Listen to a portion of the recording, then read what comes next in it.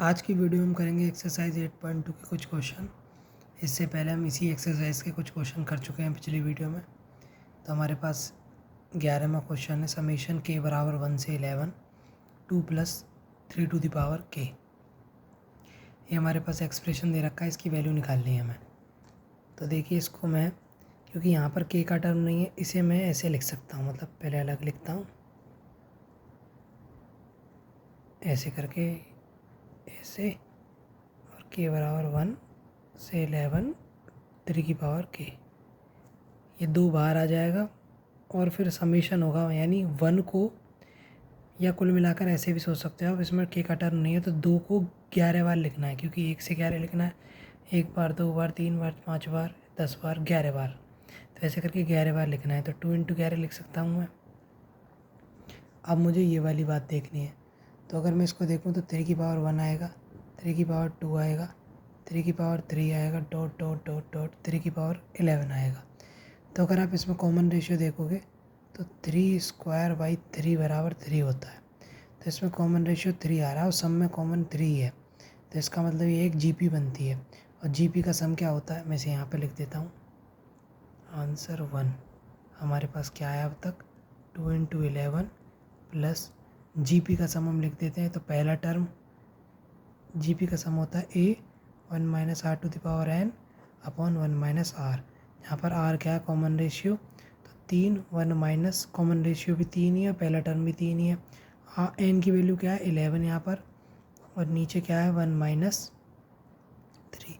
जब ये वाला टर्म, यानी ये वाली जो वैल्यू है, अगर आर 1 से बड़ा हो तो अच्छा लगेगा, जब आप इसको इधर लिख देंगे, यानी इसको ऐसे लिखने की जगह ऐसे लिख दो, 3 के पावर 11 माइनस 1 अपॉन 3 माइनस 1, ये हो जाएगा 22 प्लस 3/2 3 की पावर 11 माइनस 1। अब इसको तो सॉल्व करने बैठेंगे नहीं, तो इसको इतना ही छोड़ देते हैं। तो अगले क्वेश्चन पे बढ़ते हैं। 14 क्वेश्चन है, ये हमारा 11 था। हमारे पास दे रखा है the sum of the first 3 terms of a GP is 16, यानी पहले 3 टर्म का सम है जीपी के 16। The sum of the next 3 terms is 128। पहले 3 का 16 है, फिर अगले 3 का 128 है। क्योंकि जीपी में सम बढ़ता ही जाएगा आमतौर पर अगर पॉजिटिव जीपी होगी, क्योंकि प्रोडक्ट होता है इसमें मल्टीप्लाई हो रहा है ना, इसमें 3 का हो गया फिर 3 का, तो सम बढ़ता रहता है अगर पॉजिटिव होती है तो बहुत तेज़ी से बढ़ता है। Determine first term, the common ratio and the sum to N terms of the GP. पहले 3 का ये, अगले 3 का ये, तो पहला टर्म बताना है, कॉमन रेशियो बताना है, और सम बताना है एन टर्म्स का। तो आइए, हमारे पास क्या लिख रखा है कि मान लीजिए पहला टर्म ए है, अगला टर्म ए आर होगा, और उससे अगला ए आर स्क्वायर। ये कैसे लिखा मैंने, क्योंकि हम जानते हैं कि हमने जीपी के बारे में जब हमने डेरिवेशन नहीं, मतलब नॉर्मली हमने पढ़ा था, तो हमने इसी तरीके से पढ़ा था, क्योंकि ए आर बाई ए भी आर है, A R square by A R बराबर भी आर है। जैसे ए पी में होता था, मान लेते थे ए प्लस डी, ए प्लस 2d, ऐसे करके, ऐसे ही इसमें माना है हमने। तो ए प्लस ए आर और ए आर स्क्वायर, इनका जो सम है ये है 16। अब इसको मैं क्या लिख सकता हूँ, ए कॉमन ले लेता हूँ, 1 प्लस आर स्क्वायर बराबर 16। ऐसे ही अगले 3 का दे रखा है, तो यहाँ तक ये है, तो अगला होगा A R cube plus A R 4, A R की पावर 4, ए आर की power 5। A R cube common ले लेता हूँ, तो यहाँ बचा यहाँ बचा 1, यहाँ बचा आर, यहाँ बचा आर स्क्वायर बराबर 128। ए आर क्यूब कॉमन लिया तो यहाँ कुछ, यहाँ 1 बचा, यहाँ आर बचा, यहाँ आर स्क्वायर बचा। इससे इसको अगर मैं डिवाइड लगा दूँ, ऐसे करके डिवाइड लगा दूँ, तो ये वाला हिस्सा कट जाएगा, ए से ए कट जाएगा, 16 से ये पूरा एक इक्वल टू लगेगा, 16 8 108 होता है, नीचे बचा 1/r क्यूब 1/8, यहाँ से आर क्यूब बराबर 8 हो गया, यहाँ से आर बराबर 2 हो गया। तो जब कॉमन रेशियो निकल गया हमारा, अब पहला टर्म भी हम निकाल सकते हैं। पहला टर्म क्या है, यहाँ से निकालेंगे ये वाली इक्वेशन से। तो यहाँ पर रखो 1 + 2 + 2 टू द पावर 2 यानी 4, ये 16 के बराबर है। यहाँ से a बराबर क्या आ जाएगा, देखो 4 और 2 6 और 1 7, यानी 16/7 पहला टर्म हो गया। और क्या पूछा है, सम टू एन टर्म्स, सम पूछा है एन टर्म्स का, तो सम बराबर क्या हो जाएगा 16/7 और ये 2 की पावर n-1 अपॉन 2 की पावर n-1 अपॉन 2 - 1 होगा ना, 3 - 1 था, ऐसे 2 - 1 होगा, तो 2 - 1 तो 1 होता, तो लिखने की ज़रूरत नहीं है। तो ये इसका आंसर हो गया। अब बढ़ते हैं अगले सवाल की ओर। अब हमारा अगला सवाल है question number 18। Find the sum to N terms of the sequence. ये सीक्वेंस है हमारे पास, इसका एन टर्म्स का सम निकालना है। ये बड़ा थोड़ा बढ़िया सा और फेमस सा क्वेश्चन है। अब देखो इसमें क्या है, आपको गौर से देखोगे तो क्या होगा, पहले 8 था, फिर डबल हो गया, मतलब 2 डिजिट आ गई, फिर 3 डिजिट में 8 आ गया, फिर 4 में, फिर अगली में 5 में आ जाएगा, फिर 6 में, फिर 7 में, और ऐसे एन तक चलना है। एन कुछ भी हो सकता है, 5 6 7 8 9 10 कुछ भी। तो मैं इसमें से 8 कॉमन ले लूँ, तो हमसे सम पूछा तो सम में ही लिख लेता हूँ मैं।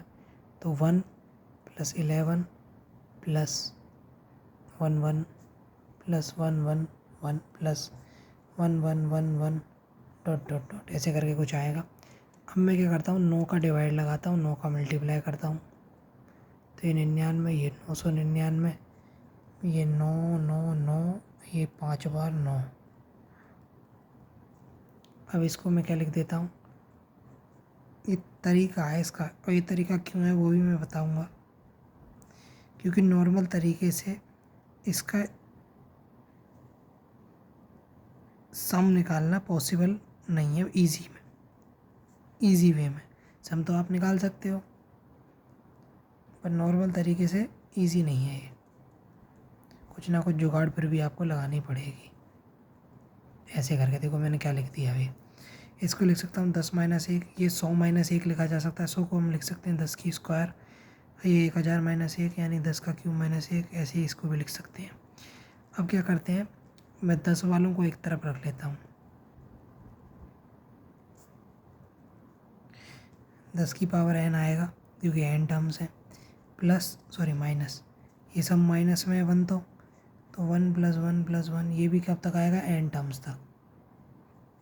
तो देखो ये 8/9, अगर आप इसको देखोगे तो GP1 नहीं है ये, 10 फिर 10 का गुणा हुआ, फिर 10 का गुणा हुआ, फिर 10 का गुणा हुआ, तो कॉमन रेशियो भी 10 है, पहला टर्म भी 10 है, तो इसको मैं लिख सकता हूँ 10 × 10 की पावर n-1/9, 10 में से 1 गए 9 बचा। अब देखो ये एक जो है वो n बार है, तो n × 1 यानी n हो जाएगा। अब इसको कर लेते हैं अलग अलग, 80/81, 10 की पावर n-1 -8/9n, ये होगा इसका आंसर। तो बढ़ते हैं अगले सवाल की ओर, सवाल को देख लेते हैं। सवाल क्या है, PQR किसी GP के टर्म जो है, PQR टर्म, पीमा टर्म, क्यूमा टर्म और आरवा टर्म ABC और दे रखा है, तो हमें प्रूव करना है कि ये जो एक्सप्रेशन है वो 1 के बराबर है। तो हम क्या करते हैं, इसको LHS को लेकर चलते हैं और RHS के बराबर प्रूव कर देते हैं। पहला टर्म ये है, मतलब PQ टर्म ये है, तो हम जानते हैं कि जनरल टर्म किस तरीके से लिखे जाते हैं, तो उसी का यूज़ करके हम इसको सॉल्व कर देते हैं। आइए अगले सवाल की ओर बढ़ते हैं, मतलब इसे पढ़ते हैं। हमारे पास ये इन्फॉर्मेशन दे रखी है और ये प्रूव करना है। तो मैंने पहला टर्म इसका x मान लिया और कॉमन रेशियो y मान लिया, क्योंकि इसमें r और a पहले से दे रखे हैं इसलिए नहीं माना, गलती से मैंने यहाँ पर r ही लेके चल दिया था, फिर मैंने देखा यहाँ पर r दे रखा था, फिर मुझे काटना पड़ा। तो देखिए अब हमें ये वाली चीज़ प्रूव करनी है, तो आइए करते हैं।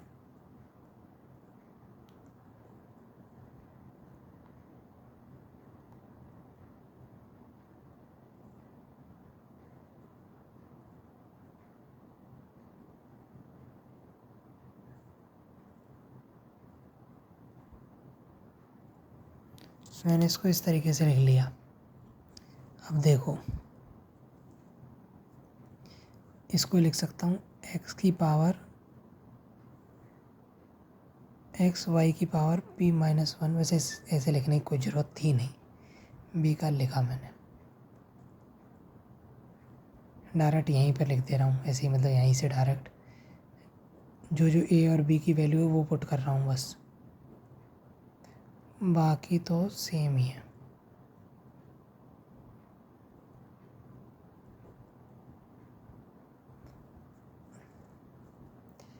देखो पावर लगाओ, क्यू माइनस आर लग जाएगी एक्स पे, यहाँ पे क्या लगेगी आर माइनस पी। ज़्यादा पास ले आओ तो ब्लर हो जाता है।